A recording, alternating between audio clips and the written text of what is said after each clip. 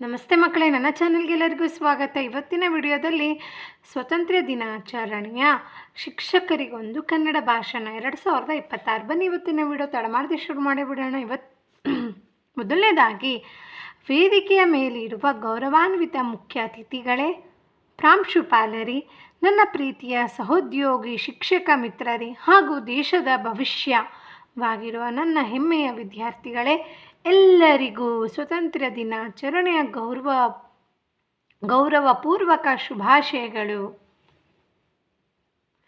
ಶಿಕ್ಷಕರಾಗಿ ಇಂದು ಈ ವೇದಿಕೆಯ ಮೇಲೆ ನಿಂತು ಮಾತನಾಡುವುದು ನನಗೆ ಸಿಕ್ಕ ದೊಡ್ಡ ಗೌರವ. ನಮ್ಮ ದೇಶಕ್ಕೆ ಬ್ರಿಟಿಷರಿಂದ ಸ್ವಾತಂತ್ರ್ಯ ಹೇಗೆ ಸಿಕ್ಕಿತು ಮತ್ತು ಈ ಯಜ್ಞಕ್ಕೆ ತಮ್ಮ ರಕ್ತ ಬೆವರನ್ನು ಆಹುತಿಯಾಗಿ ನೀಡಿದ ವೀರ ಹೋರಾಟಗಾರರ ಇತಿಹಾಸವನ್ನು ನಿಮ್ಮ ಮುಂದೆ ಪ್ರಸ್ತಾಪಿಸಲು ಬಯಸುತ್ತೇನೆ. ಸ್ವಾತಂತ್ರ್ಯ ಯಾರು ಕೊಡುವ ಭಿಕ್ಷೆಯಲ್ಲ, ಅದು ನಮ್ಮ ಜನ್ಮಸಿದ್ಧ ಹಕ್ಕು. ಇದು ಕೇವಲ ಮಾತಲ್ಲ, ಕೋಟಿ ಕೋಟಿ ಭಾರತೀಯರ ಎದೆಯಲ್ಲಿ ಉರಿದ ಕಿಚ್ಚು. 17ನೇ ಶತಮಾನದಲ್ಲಿ ಬ್ರಿಟಿಷರು ಭಾರತಕ್ಕೆ ಬಂದದ್ದು ಕೇವಲ ಈಸ್ಟ್ ಇಂಡಿಯಾ ಕಂಪನಿ ಎಂಬ ಹೆಸರಿನಲ್ಲಿ ವ್ಯಾಪಾರ ಮಾಡಲು. ಆದರೆ ನಮ್ಮಲ್ಲಿದ್ದ ಒಗ್ಗಟ್ಟಿನ ಕೊರತೆ ಮತ್ತು ರಾಜರ ನಡುವಿನ ವೈಷಮ್ಯವನ್ನು ಬಳಸಿಕೊಂಡು ಒಡೆದು ಆಳುವ ನೀತಿಯ ಮೂಲಕ ಇಡೀ ದೇಶವನ್ನು ತಮ್ಮ ವಶಕ್ಕೆ ಪಡೆದರು.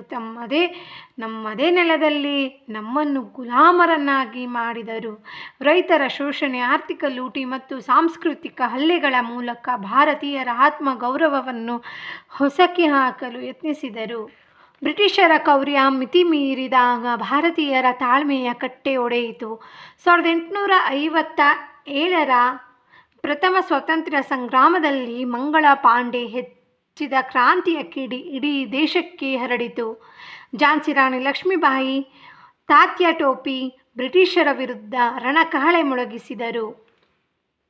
ನಮ್ಮ ಕರ್ನಾಟಕದ ಹೆಮ್ಮೆಯ ವೀರವನಿತೆ ಕಿತ್ತೂರು ರಾಣಿ ಚೆನ್ನಮ್ಮ ಮತ್ತು ಆಕೆಯ ನಂಬಿಕಸ್ಥ ಬಂಟ ಸಂಗೊಳ್ಳಿ ರಾಯಣ್ಣ ಬ್ರಿಟಿಷರಿಗೆ ಸಿಂಹಸ್ವಪ್ನವಾದರು.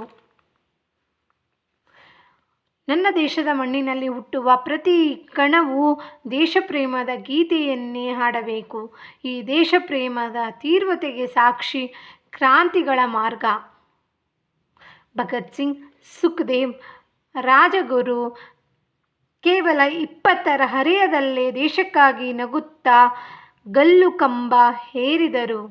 ಚಂದ್ರಶೇಖರ್ ಆಜಾದ್ ಕೊನೆಯವರೆಗೂ ಬ್ರಿಟಿಷರಿಗೆ ಸಿಗದೆ ತಾವೇ ವೀರಮರಣ ಅಪ್ಪಿದರು. ಇನ್ನು ನೇತಾಜಿ ಸುಭಾಷ್ ಚಂದ್ರ ಬೋಸ್ ಅವರು ನನಗೆ ರಕ್ತ ಕೊಡಿ, ನಾನು ನಿಮಗೆ ಸ್ವಾತಂತ್ರ್ಯ ನೀಡುತ್ತೇನೆ ಎಂದು ಸಾರಿ ಆಜಾದ್ ಹಿಂದ್ ಫೌಜ್ ಕಟ್ಟಿ ಬ್ರಿಟಿಷ್ ಸಾಮ್ರಾಜ್ಯದ ಅಡಿಪಾಯವನ್ನೇ ಅಲ್ಲಾಡಿಸಿದರು. ಒಂದೆಡೆ ಸಶಸ್ತ್ರ ಹೋರಾಟ ನಡೆಯುತ್ತಿದ್ದರೆ ಮತ್ತೊಂದೆಡೆ ಮಹಾತ್ಮ ಗಾಂಧೀಜಿಯವರ ಸಾರಥ್ಯದಲ್ಲಿ ಸತ್ಯ ಮತ್ತು ಅಹಿಂಸೆಯ ಬೃಹತ್ ಆಂದೋಲನ ಆರಂಭವಾಯಿತು. ಬಂದೂಕು ಪಿರಂಗಿಗಳಿದ್ದ ಬ್ರಿಟಿಷರಿಗೆ ಗಾಂಧೀಜಿಯವರ ಅಹಿಂಸೆಯ ಆಯುಧವನ್ನು ಹೇಗೆ ಎದುರಿಸಬೇಕೆಂದು ತಿಳಿಯಲಿಲ್ಲ. ಸತ್ಯ ಮತ್ತು ಅಹಿಂಸೆ ಜಗತ್ತಿನ ಅತ್ಯಂತ ಬಲಿಷ್ಠ ಆಯುಧಗಳು. ಮಹಾತ್ಮ ಗಾಂಧಿ ಅಸಹಕಾರ ಚಳವಳಿ, ವಿದೇಶಿ ವಸ್ತುಗಳ ಬಹಿಷ್ಕಾರ, ದಂಡಿ ಉಪ್ಪಿನ ಸತ್ಯಾಗ್ರಹ ಮತ್ತು ಅಂತಿಮವಾಗಿ 1942ರ ಭಾರತ ಬಿಟ್ಟು ತೊಲಗಿ ಕ್ವಿಟ್ ಇಂಡಿಯಾ ಚಳುವಳಿಗಳು ಬ್ರಿಟಿಷರನ್ನು ಸಂಪೂರ್ಣವಾಗಿ ಕಂಗಾಲು ಮಾಡಿದವು. ಜಾತಿ, ಧರ್ಮ, ಭಾಷೆಗಳ ಭೇದ ಮರೆತು ಇಡೀ ದೇಶದ ಜನ ಒಟ್ಟಾಗಿ ಬೀದಿಗಿಳಿದಾಗ ಬ್ರಿಟಿಷರಿಗೆ ಭಾರತವನ್ನು ಬಿಟ್ಟು ಹೋಗದೆ ಬೇರೆ ದಾರಿಯೇ ಇರಲಿಲ್ಲ. ಇದರ ಛಲವಾಗಿ ಆಗಸ್ಟ್ 15, 1947ರಂದು ಮಧ್ಯರಾತ್ರಿ ಭಾರತ ಸ್ವತಂತ್ರ ದೇಶವಾಗಿ ಉದಯಿಸಿತು. ನಮಗೆ ಸಿಕ್ಕಿರುವ ಈ ಸ್ವಾತಂತ್ರ್ಯ ಉಚಿತವಾಗಿ ಬಂದಿದ್ದಲ್ಲ. ಇದರ ಹಿಂದೆ ಲಕ್ಷಾಂತರ ಜನರ ಬಲಿದಾನವಾಗಿದೆ, ತಾಯಂದಿರ ಕಣ್ಣೀರಿದೆ, ಹಲವು ತಲೆಮಾರುಗಳ ಹೋರಾಟವಿದೆ. ವಿದ್ಯಾರ್ಥಿ ದೇಶದ ಭವಿಷ್ಯವಾದರೆ ಆ ಭವಿಷ್ಯವನ್ನು ರೂಪಿಸುವ ಶಿಲ್ಪಿ ಶಿಕ್ಷಕ. ಇಂದು ನಾವು ಎದುರಿಸುತ್ತಿರುವ ನಿಜವಾದ ಸವಾಲು ಎಂದರೆ ಈ ಸ್ವಾತಂತ್ರ್ಯವನ್ನು ಉಳಿಸಿಕೊಳ್ಳುವುದು. ತರಗತಿಯ ಕೋಣೆಗಳಲ್ಲಿ ನಾವು ಕೇವಲ ಅಕ್ಷರ ಕಲಿಸಿದರೆ ಸಾಲದು. ವಿದ್ಯಾರ್ಥಿಗಳಲ್ಲಿ ದೇಶ ಪ್ರೇಮ, ಒಗ್ಗಟ್ಟು ಮತ್ತು ಸಂವಿಧಾನದ ಮೌಲ್ಯಗಳನ್ನು ಬಿತ್ತಬೇಕು. ಪ್ರತಿಯೊಬ್ಬ ವಿದ್ಯಾರ್ಥಿಯು ದೇಶದ ಜವಾಬ್ದಾರಿಯುತ ಪ್ರಜೆಯಾಗುವಂತೆ ಮಾಡುವುದೇ ನಾವು ಆ ವೀರ ಹೋರಾಟಗಾರರಿಗೆ ಕೊಡುವ ನಿಜವಾದ ಗೌರವ. ನನ್ನ ಪ್ರೀತಿಯ ವಿದ್ಯಾರ್ಥಿಗಳೇ, ನೀವು ಇಂದಿನ ವಿದ್ಯಾರ್ಥಿಗಳಷ್ಟೇ ಅಲ್ಲ, ನಾಳೆಯ ಭಾರತದ ನಿರ್ಮಾತ್ಕಾರಗಳು. ಚೆನ್ನಾಗಿ ಓದಿ, ಶಿಸ್ತು, ಪ್ರಾಮಾಣಿಕತೆ ಮತ್ತು ದೇಶಪ್ರೇಮವನ್ನು ನಿಮ್ಮ ಜೀವನದಲ್ಲಿ ಅಳವಡಿಸಿಕೊಳ್ಳಿ. ನಿಮ್ಮ ಕನಸುಗಳನ್ನು ನನಸಾಗಿಸುವುದರ ಜೊತೆಗೆ ನಮ್ಮ ದೇಶದ ಹೆಮ್ಮೆಯನ್ನು ಮತ್ತಷ್ಟು ಹೆಚ್ಚಿಸಿ ಎಂದು ತಿಳಿಸುತ್ತಾ ಮಾತನಾಡಲು ಅವಕಾಶ ಕಲ್ಪಿಸಿದ ಪ್ರತಿಯೊಬ್ಬರಿಗೂ ನನ್ನ ಹೃದಯಪೂರ್ವಕ ನಮಸ್ಕಾರಗಳು.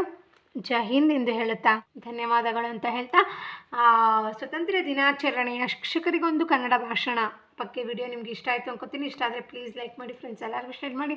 ಹಾಗೆ ಯಾರೆಲ್ಲ ಚಾನಲ್ನ ಸಬ್ಸ್ಕ್ರೈಬ್ ಮಾಡ್ಕೊಂಡಿಲ್ಲ ಅಂದರೆ ಸಬ್ಸ್ಕ್ರೈಬ್ ಮಾಡ್ಕೊಂಡು ನೋಡಿ.